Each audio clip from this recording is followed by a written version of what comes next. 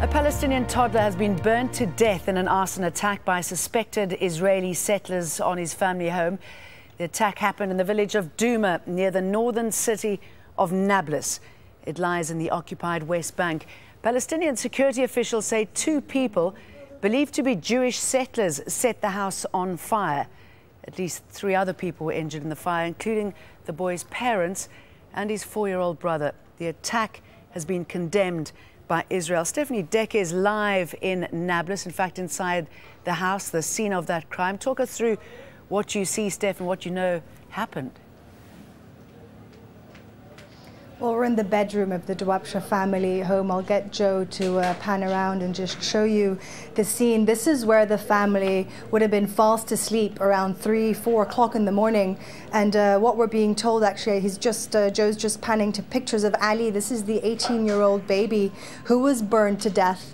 And what witnesses are telling us is that an incendiary device was thrown through this window, this is the bedroom window, and landed on their bed. So there would have been very little time to get out, which is why we're being told the family weren't able to get to the baby on time. One witness described what he said were 2 masked men standing behind this window and watching. He said he couldn't tell if they were settlers or not. Their faces were covered. But we're being told that this area where this house is in this village has a very open plan, so it's easy to get in and out. So extreme frustration, anger and sadness here at the news of what happened. We spoke to an ambulance driver who arrived here, who actually pulled the body of Ali out. The way he described it was a block of charcoal, really, this 18-month-year-old baby. And also the witness described the father screaming when he heard this happen. Ambulance and fire services took around 40 minutes to get here. It's the people of the village that took the family members, the parents and the 4-year-old brother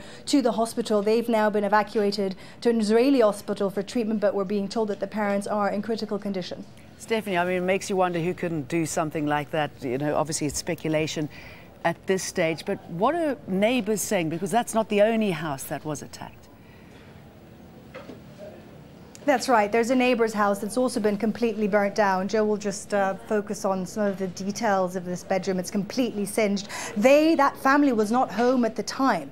And the father of the son who owns that house said luckily they were in Nablus because the children are off. Otherwise, they could have perhaps reached such a tragic end as well. What people here will tell you is that settlers very often carry out these attacks. It's just the result that this time has been different. And they have no protection. These illegal settlements, the settlers are armed. They can be extremely violent. Often the Israeli security forces will protect them, and the Palestinians don't have that kind of protection, so they're vulnerable to these kind of things. And they say, we spoke to one Palestinian official here, he said there is a culture of impunity. Even though we're hearing strong language coming out of Israel today, calling this a terrorist attack, calling these terrorists, that they will bring them to justice, people here don't really believe that, because also this government has a policy of expanding settlements. Even throughout the last peace talks, they were expanding settlements, a huge push. So this is the tension you see here. The settlers can turn extremely violent, they're armed, and the people here say they have absolutely no defense against that, and this